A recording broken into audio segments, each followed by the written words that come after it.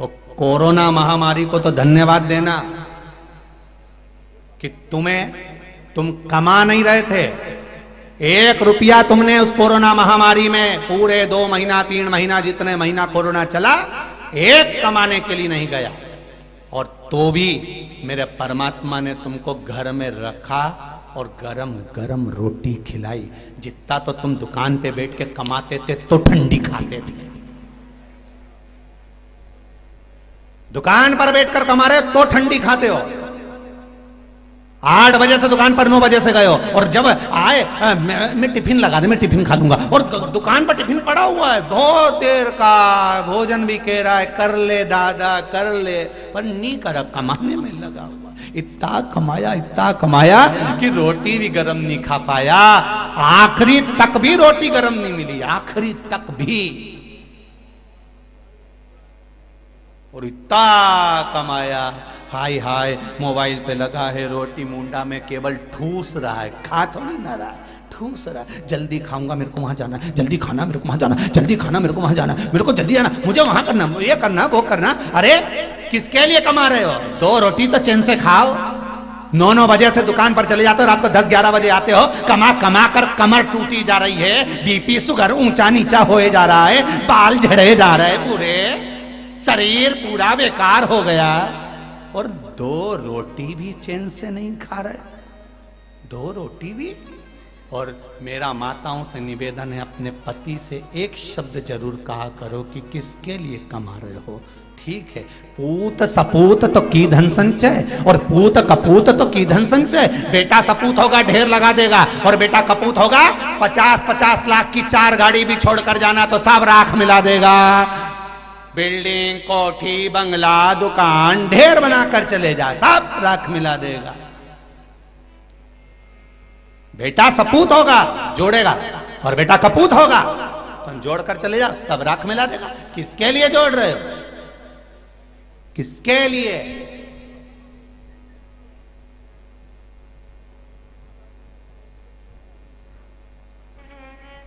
बहुत कठिन है महाराज। अपनी जिंदगी को मस्त होकर जियो, खूब अलमस्त होकर। मुख में हो राम नाम, राम सेवा हाथ में, तू अकेला नहीं प्यारे राम तेरे साथ। अलमस्त होकर बेटे ने आवाज लगाई, पापा ने 25,000 का मोबाइल दिला दिया। बेटी ने आवाज लगाई, पापा ने 10,000 का मोबाइल दिला दिया, 25,000 का मोबाइल दिला दिया। पत्नी बोली, उसके लिए 25,000 का मोबाइल आ गया। शादी की सालगिरह हुई, रानी हार आ गया। और मेरा भेरू अभी भी कीपैड चला रहा है, अभी भी छोटा, अपने को काम ही नहीं पड़ता, दुकान पे लगे रहते तो फुर्सत नहीं मिलती, ये बच्चे लोगों का काम पड़ता। तो बेटों को तो चाहिए पापा से कहे, पापा तुम कितना कमाते हो मेरे बाबुल, मेरी शादी के लिए जोड़ा, परिवार के लिए जोड़ा, छोटे से मकान से 4 मंजिल का मकान करा, पापा कितना कमाया है पापा। बेटी भी कह सकती है, बाबुल कितना कमाया। पापा एक बात कहूँ, थोड़ा जल्दी आया करो, अपना परिवार सब साथ बैठकर भोजन करेंगे पापा, तो मुझे अच्छा लगेगा। मैं शादी कर कर चली जाऊंगी तब तो आप अकेले रहोगे, भाई की शादी हो जाएगी तो जगदम्बा घर में आ जाएगी, तुम चैन से रोटी खा सकोगे नहीं खा सकोगे, कोई भरोसा नहीं पापा। जब तक हम भाई बहन कुंवारे हैं साथ में भोजन करें पापा, आओ साथ में बैठें, थोड़ा समय हमारे को भी तो दीजिए। पर हाय कमाई हाय कमाई हाय कमाई, तिजोरी तो भरी पर ये तिजोरी खाली कर दी। 21,600 रोज निकाल दी, रोज निकाल दी। महाराज मथुरा मंदोदरी छोटी सी अवस्था से शिव उपासना में लगी थी। जैसे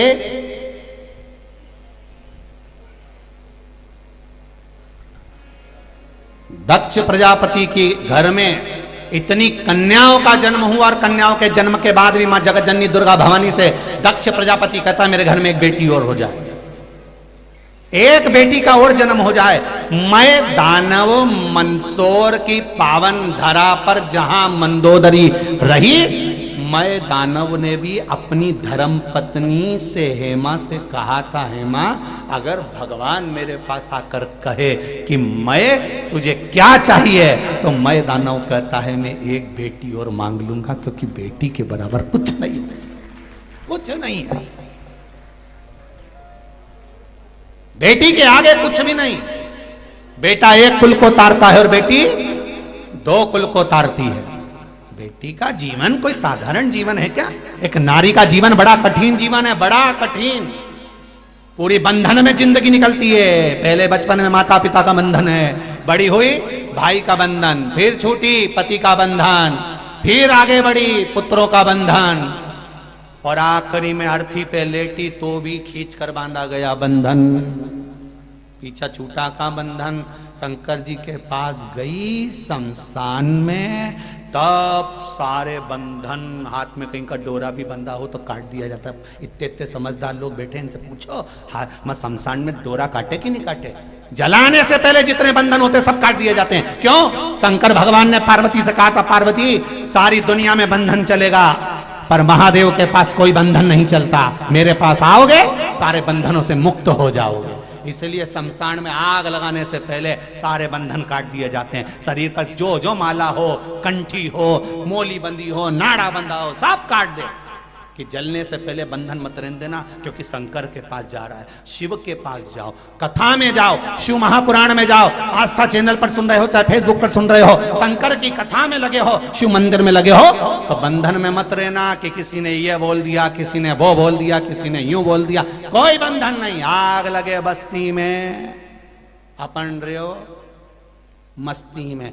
जो जितना ज्यादा बोले उसकी दुकान के सामने से खजूर वाली चोटी करके ज्यादा निकलो, जा। आग लगन तो लगे तो देखा जाए। कई लोग हंसेंगे, बताओ शंकर जी पे पानी चलाने चली ये आई सियोर वाला गुरु जी की चेली, तो और मोबाइल में गाना बजाते चलो, तेरे डमरू की धुन में काशी और मस्ती में जाओ, अलमस्त। सावन का महीना आए, रोज शिव जी की आराधना, शिवरात्रि आए, शिव जी की आराधना, मन में शंकर बस जाए, बस आनंद ही आनंद। बोले बोले तो यहीं देखो, जब भजन होता है कई कई तो बेचारी शर्म में बैठी रहती, उठूं कि नहीं उठूं, फिर थोड़ा सा पल्लू लिया, फिर इधर उधर देखी। अब मन तो करा, सोफे से उठी भी, फिर इधर वाले फिर पल्लू। अब सबको देख रही बापड़ी, मन कर गया, फिर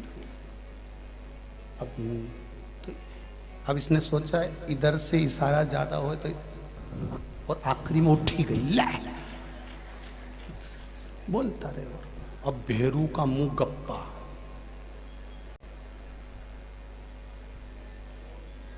तू घरे चल, तू चल घरे।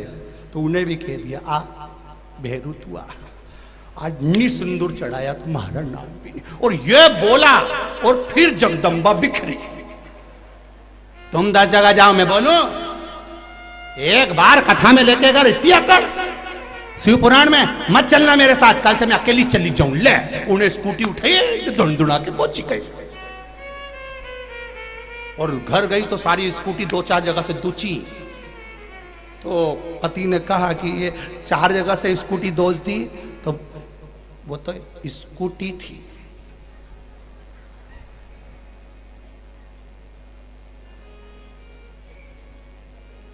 ओखली में अदरक रखा है, जब मुझे गुस्सा आती है मैं बोलती कम और कूटती ज्यादा। पूरा अदरक मैंने कूट दिया, तो फ्रिज में कूटा कुटाया क्यों रखा? क्योंकि अदरक चाय में तो इतना सही डलता है। तो जब गुस्सा आए मैं अदरक को कूट लेती हूँ। आज स्कूटी हाथ लग गई, स्कूटी को देख लो 4 जगह से, हमारे पीछे मत पड़ी चलो। कथा सुनूं जब तक मत बोलना। हमारा मंदसौर में कथा चली रही है और मैं 2 बजे से 5 बजे तक कथा सुनो, बीच में मारे कोई तकलीफ नहीं ना मरे। तो क्यों मैं कहाँ जाए, वहाँ बैठवे की जगह नहीं, तुम चुप रहो, मैं फंसी के बैठी जाऊंगी, पर जाऊंगी, जा नहीं रुकूंगी तो जा। पहुंच गई। अरे पानी गिरे गिरे तो कहीं गली जाऊंगी,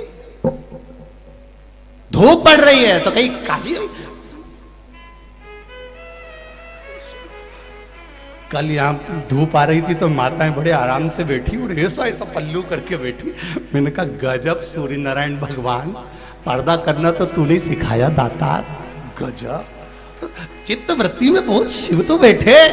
शिव की आराधना नहीं छूटना चाहिए। मंदोदरी नहीं डरी, स्मरण करती रही। 4 बेलपत्री उसने चारों तरफ रखी। आए असुर राक्षस सब आए, पर वो बेलपत्री का बल इतना प्रबल था कि अंदर प्रवेश ना कर सके।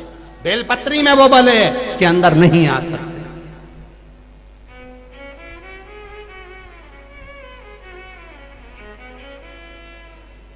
बेलपत्री का बल कोई साधारण है?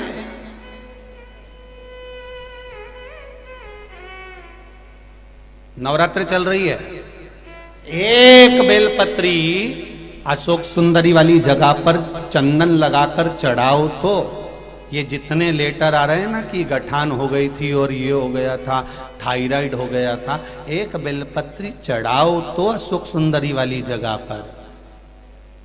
अंदाजा लगा कर रखना, इस नवरात्रे से अगले नवरात्रे तक अगर शरीर में गांठ भी हो जाए तो फोन कर कर बता देना कि गांठ हो गई। अशोक सुंदरी वाली जगह पर एक बेलपत्र चढ़ाया तो जाए, शिव को 1 लोटा जल चढ़ाया तो जाए, शंकर का गुणगान किया तो जाए। पवित्र है ये वाणी, ये जिह्वा और ये श्रवण, जिससे हम कथा सुन रहे हैं, कथा कह रहे हैं, कथा बोल रहे हैं।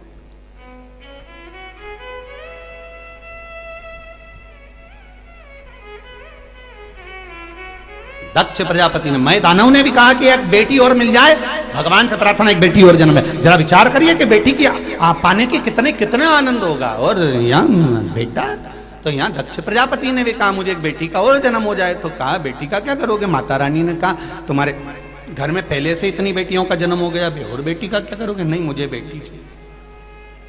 पार्वती माता सती प्रसूति के गर्भ से प्रकट हो गई। दक्ष प्रजापति की धर्म पत्नी का नाम था प्रसूति।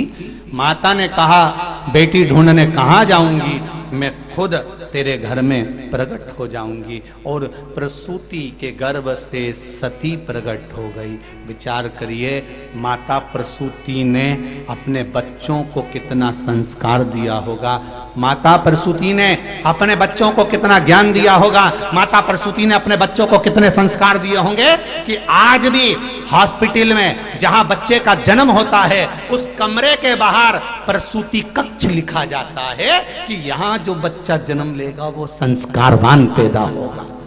यहां दक्ष प्रजापति की पत्नी ने कोई डोनेशन नहीं दिया तो भी हॉस्पिटल में उनकी पत्नी का नाम लिखाया, क्योंकि संस्कार दिए थे बच्चों को। उस कक्ष का नाम है प्रसूति कक्ष। कौन सा कक्ष है? जम के बोलो जरा, जम के। प्रसूति कक्ष। यहां बच्चों का जन्म होता है, यहां बच्चे प्रसव होते हैं, जन्म लेते हैं। उस कक्ष का नाम है प्रसूति कक्ष, जो दक्ष प्रजापति की धर्म पत्नी प्रसूति के नाम से रखा गया, क्योंकि उसने संस्कार इतने दिए थे, इतना संस्कार। और देव संस्कार। आप भी अपने बच्चों को विद्वान बनाना है तो संस्कार दीजिए और संस्कार दो, तो जिससे तुम्हारा नाम भी जनमानस तक पहुंच सके। लोग कहें कि बताओ उनके पिताजी हैं, उनका पुत्र है, उनका बेटा है, उनका भाई है, उनका कुल है, ये प्रसन्नता हो आपके जीवन में।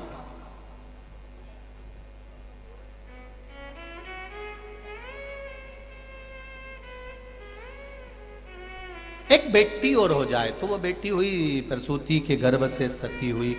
सती मैया ने बाल्यावस्था में तब साधना करी, जैसे मंदोदरी ने तब साधना करी। जब मंदोदरी जैसे चारों तरफ बेलपत्र लगकर भगवान का भजन करती थी, आपको लगे ना कभी जीवन में कि मुझे लग रहा है कि ये कुछ गलत होने वाला, तो एक काम जरूर करिएगा, शंकर जी पे एक बेलपत्र उठाकर अपनी जेब में या अपने पास में रख लीजिएगा। गलत हो ही नहीं सकता, क्योंकि ये बेलपत्री नहीं है। ब्रह्मा, विष्णु और महेश, सरस्वती, लक्ष्मी और पार्वती, और इसके बीच में ये दो पत्ती के बीच में जो बड़ी पत्ती है, इसके बीच में जो जगह है, इसमें 33 कौटी देवी देवता, और यहाँ दो पत्ती से लेकर यहाँ तक का जो जगह है, इसमें 64 योगनिया सब इस बेलपत्री के अंदर विराजमान होते हैं। जब देवता हमारे साथ रहते हैं तो बुरा हो ही नहीं सकता, ये निश्चित है।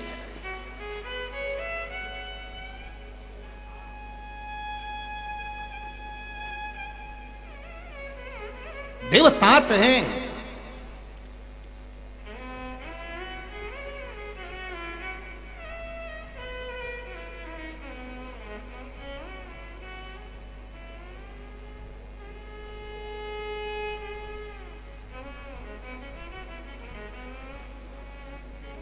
कितनी पुण्यमय धरा है भारत की भूमि, जहां पर सती मैया ने जन्म लिया, जन्म लेकर तप किया, तप करने के बाद भगवान शंकर को प्राप्त करा, और शिव जी को प्राप्त करने के बाद में फिर शिव जी के साथ सत्संग करने गई।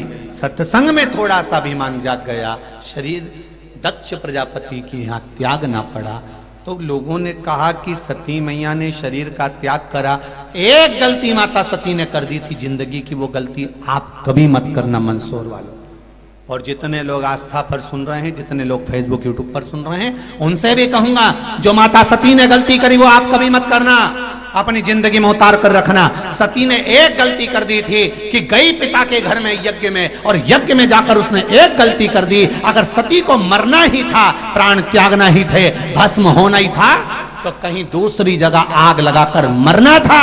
सती मैया अगर मरी, प्राण त्यागे, भस्म हुई, तो यज्ञ जिस कुंड में हो रहा था, सती उसी कुंड में कूद गई।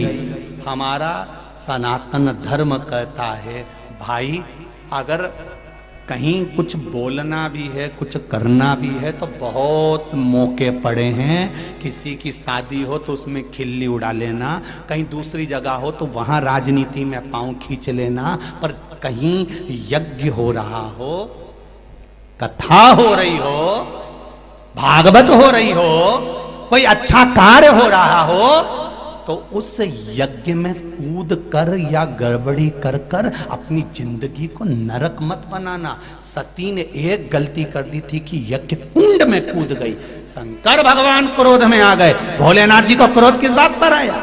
लोग कहते सती मैया जलकर भस्म हो गई तो शंकर भगवान को क्रोध आ गया। शिव महापुराण को जरा अच्छे से सुनिए, अच्छे से पढ़िए। शंकर जी को क्रोध इस बात पर नहीं आया था कि सती जलकर भस्म हो गई। शंकर को क्रोध इस बात पर आया कि तू गलत जगह पर मर गई, गलत जगह पर तूने प्राणों को त्याग दिया, गलत जगह पर तू भस्म हो गई। सती अगर तेरे प्राण छोड़ना थे तो बाहर जाकर छोड़ती, पर यज्ञ के कुंड में कूद गई, धर्म की जगह पर, अच्छी जगह पर।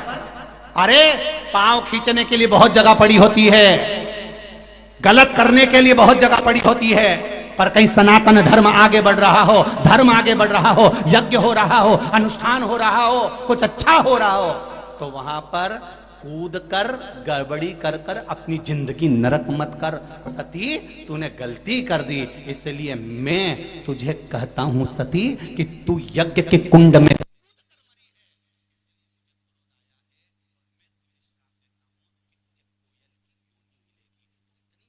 से मुक्त नहीं होगी। अभी तो तुझे कोयल बनकर कूकना पड़ेगा, जगह जगह काली कोयल बनकर तू कूकेगी। और वो सती मैया को कोयल की योनि प्राप्त हो गई।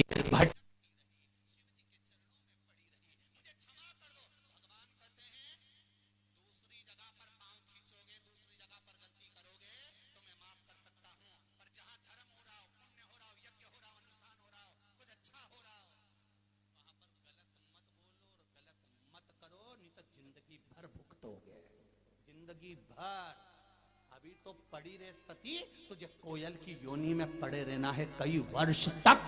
अभी तो तुझे भोगना है कोयल की योनि। सती कहती है मुझे क्षमा कर दो, आगे से कभी मैं यज्ञ में अपने प्राणों को नहीं त्यागूंगी। भगवान कहते हो ही नहीं सकता, तुझे भोगना तो पड़ेगा, अभी तो तू भोगेगी।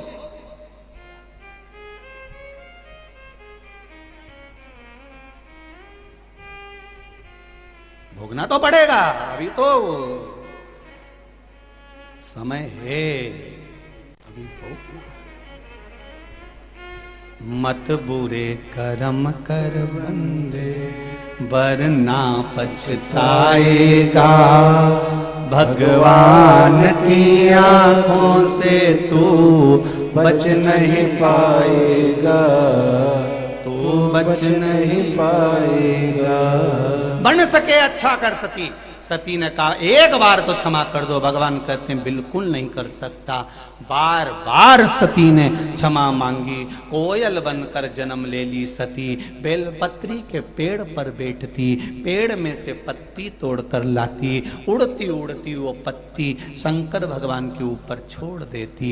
शिव जी जानते कि ये मेरे ऊपर बेलपत्र छोड़ रही है, पर इतनी जल्दी इसको माफ नहीं कर सकता। कई वर्ष निकल गए। एक बार सोमवार की अष्टमी पड़ी। कौन से वार की? बोलो बोलो जरा जम के बोलो। सोमवार की अष्टमी पड़ी। पार्वती जी ने बेलपत्र, माता सती ने अपनी चोंच में से, कोयल ने वो बेलपत्र भूमि पर फेंकी, शिव जी के हृदय पर पड़ी। शंकर भगवान ने नेत्र खोलकर देखा, सती कोयल की योनि में थी, रो रही थी। अब तो क्षमा करो नाथ। शंकर भगवान ने कहा जब 2 आषाढ़ पड़ेंगे और 2 आषाढ़ पड़ेंगे, उस आषाढ़ में तू कोयल की योनि में मेरी स्मरण करेगी, एक बेलपत्र मुझे समर्पित करेगी, तब तू कोयल की योनि से छूटेगी। 2 आषाढ़ अधिक मास आषाढ़ के महीने में पड़ता है तो उसको कोकिला अधिक मास कहते हैं। मेरी माएं जानती हैं इस बात को। कौन सा अधिक मास कहते हैं? कोकिला अधिक मास। जब 2 आषाढ़ पड़ेंगे तब तो मेरे ऊपर जब बेलपत्र समर्पित करेगी तब तो उस योनि से छूटेगी। 2 आषाढ़ का इंतजार करती रही सती। 2 आषाढ़ का अधिक मास आए, आषाढ़ के महीने का अधिक मास आ जाए और आषाढ़ के महीने का अधिक मास आएगा तो मैं इस योनि से मुक्त हो जाऊंगी। उसको कोकिला अधिक मास कहते हैं। महाराज आषाढ़ का इंतजार करा, आषाढ़ का महीना आया, पार्वती जी ने, वो सती मैया ने कोयल के रूप में एक बेलपत्र भगवान को समर्पित करा। शिव जी ने उसको कोयल की योनि से मुक्त करा। कोयल की योनि से छूटी, फिर कहती है मैं कहाँ जाऊंगी। शिव जी कहते हैं तुम पितरों की कन्या मैना, मैना के घर में पार्वती के रूप में तुम प्रकट होगी, मुझे वापस प्राप्त होगी। अब गलती नहीं होना चाहिए। गलती कर दी। जहां यज्ञ हो, अनुष्ठान हो, दान हो, पुण्य हो, सत्कर्म हो। श्रीमद् भागवत में वर्णन आता है, राजा बलि दान करने के लिए सामने खड़े तो शुक्राचार्य जी मना कर रहे थे। शुक्राचार्य जी ने कहा राजन किसको दान कर रहे हो? सामने खड़ा हुआ वो ब्राह्मण का बच्चा नहीं, स्वयं त्रिकालदर्शी भगवान नारायण आकर खड़े हैं छत्र कमंडल लेकर। किसको दान कर रहे हो महाराज? भगवान राजा बलि ने कहा नहीं नहीं साहब, मैं तो दान तो कर रहा है, मैं दान तो दूंगा, दान करे बिगर तो नहीं मानूंगा, मैं दान देने तो आया हूं। दरवाजे से कोई खाली जाए अच्छी बात नहीं है, दान तो करूंगा। अरे राजन दान कर रहे हो तो किसको? मना करा शुक्राचार्य जी ने, नहीं माने। कमंडल में से पानी निकालने लगे। शुक्राचार्य जी अंदर जाके बैठ गए, टोटी में से एक आंख लगा के देखने लगे। पानी नहीं निकलने दूंगा चाहे कुछ भी हो जाए, पानी निकलने ही नहीं दूंगा चाहे कुछ भी हो जाए। शुक्राचार्य जी ने बहुत हरकत करी, टोटी में बैठ गए, कमंडल में बैठ गए, कुछ भी हो जाए ये होने ही नहीं दूंगा चाहे कुछ भी हो जाए। और उन्होंने बहुत प्रयास करा, पर नारायण तो नारायण थे। उन्होंने कहा राजन क्या हुआ? राजन बोले कमंडल में से पानी नहीं निकल रहा है।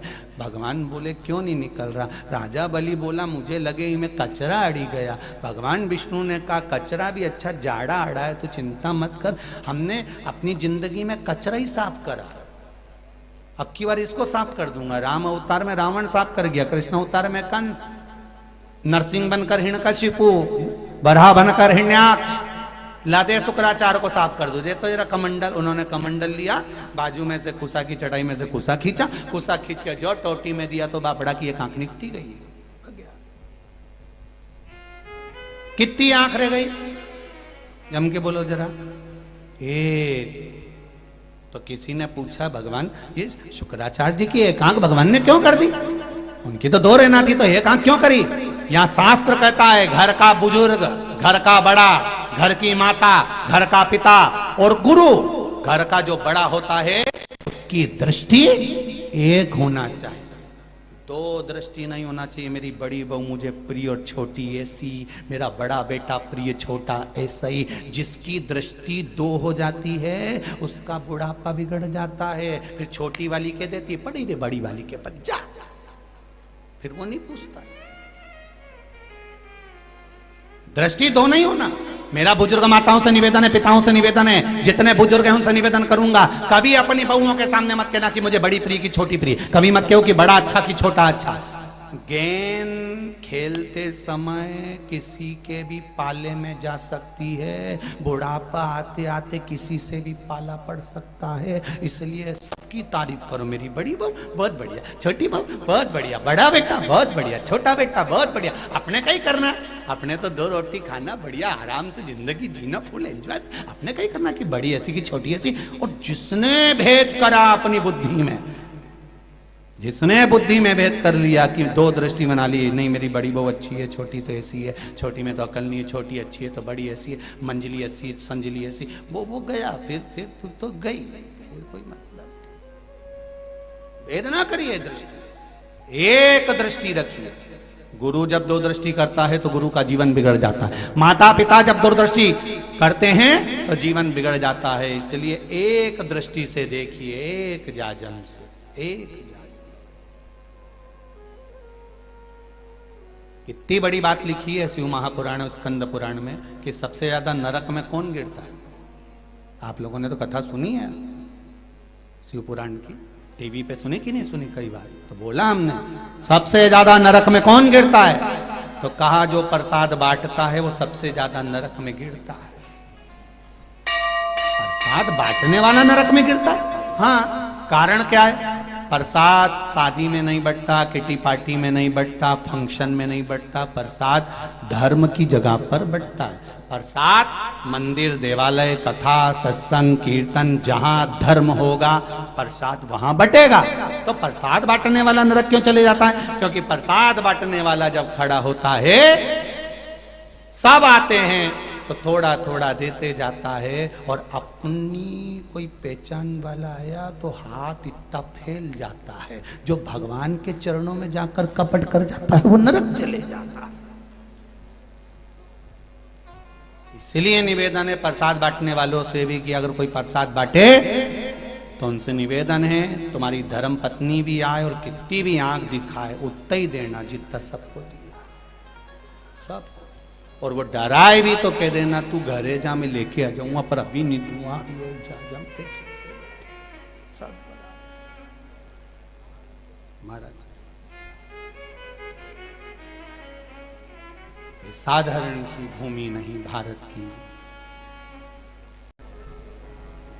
तब साधना, जैसे ही पार्वती जी का जन्म हुआ और देवऋषि नारद आए और उन्होंने कह दिया इसको जो पति मिलेगा वो नग्न वेशधारी, जटाजूट बांधने वाला, भस्म रमाने वाला, ऐसा पति मिलेगा।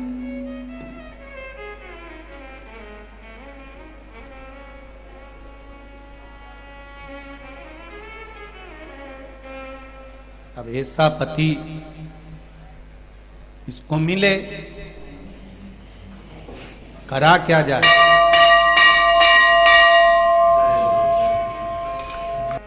रोने लगी मैनावती, आंख से आंसू बहने लगा मैनावती के, नैनों से जल बह रहा है मैनावती के कि मेरी बेटी के भाग्य में पति भी लिखा तो ऐसा लिखा।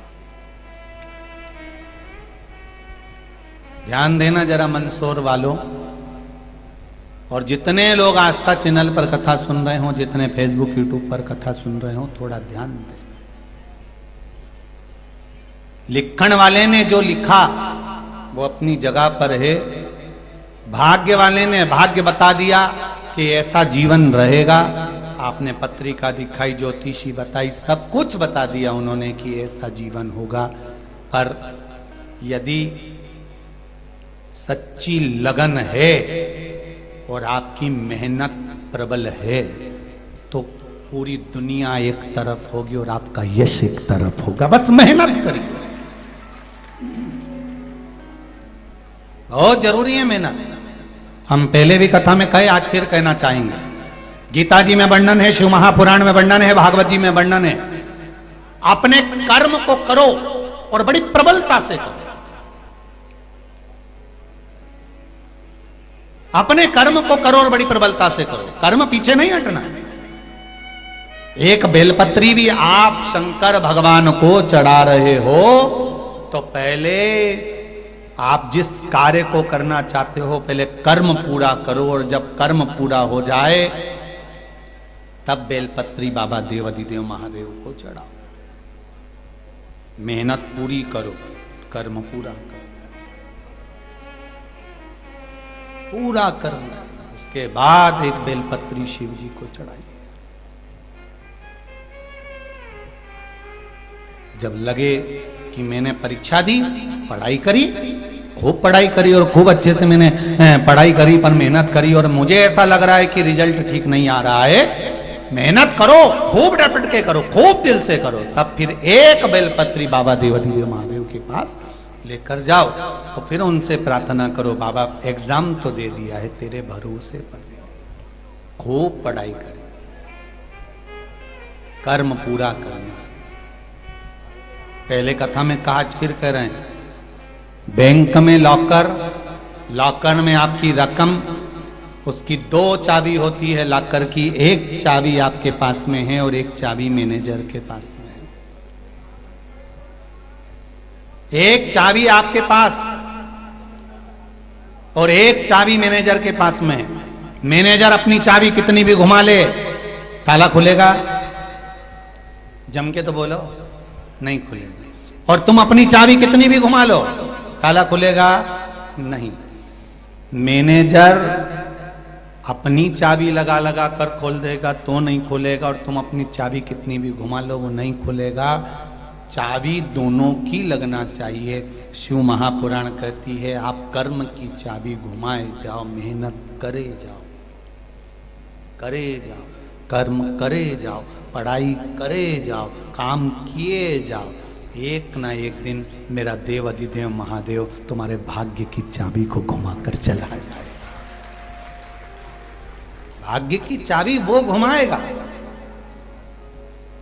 कर्म की चाबी तुम्हें घुमाना है, कर्म तुम्हें करना है। हम उसके भरोसे बैठे रहे, हाथ हिलाऊंगा ना पांव हिलाऊंगा बैठा हूं मैं, तो नहीं नहीं, कर्म करना पड़ेगा, जाना तो पड़ेगा, काम तो करना पड़ेगा। कथा, सत्संग, कीर्तन, स्मरण, पढ़ाई लिखाई कर्म के अनुसार करो, पर विश्वास उस परमात्मा पर छोड़। मैनावती रो पड़ी, मेरे बेटी का भाग्य ऐसा है कि इसको नग्न वेशधारी पति मिलेगा, जटाजूट वाला मिलेगा, ऐसा पति मिलेगा। मैं बड़ी दुखी हूं, मैं बेटी का विवाह नहीं करूंगी। अगर ये हर माँ ऐसा सोच ले कि बेटी के भाग्य में दुख है तो मैं विवाह नहीं करूंगी। और बेटियों से निवेदन है, मेरी माताओं से निवेदन है, अपनी बेटी को पढ़ाओ, लिखाओ, विद्वान बनाओ, खूब अच्छा पढ़ाओ, जितना पढ़ा सकते हो उससे जोरदार पढ़ाओ। पर बेटी को थोड़ा संस्कारवान भी बनाओ और ये बताओ, जिंदगी बहुत बड़ी है बेटा, तेरी जहां शादी होगी हम पेट्रोल पंप देख लेंगे, गाड़ी देख लेंगे, बंगला देख लेंगे, मंजिल देख लेंगे, छोरा देख लेंगे, पर भाग्य थोड़ी ना देखेंगे। बेटी को ये बताओ, हम सब कुछ देख लेंगे बेटा, पर भाग्य नहीं देख सकते। पेट्रोल पंप देख कर दिया, गाड़ी बंगला देख कर दिया, छोरे एक लड़का था, तू उसके इसके बाद सबने सोचा था, सबकी यहाँ से रिपोर्ट अच्छी आई कि लड़का अच्छा है, एक ही है, एक ही है, एक ही है। सब सोच समझ के शादी करी बेटा, उसके बाद भी तेरी जिंदगी में दुख लिखा, तो क्या कर।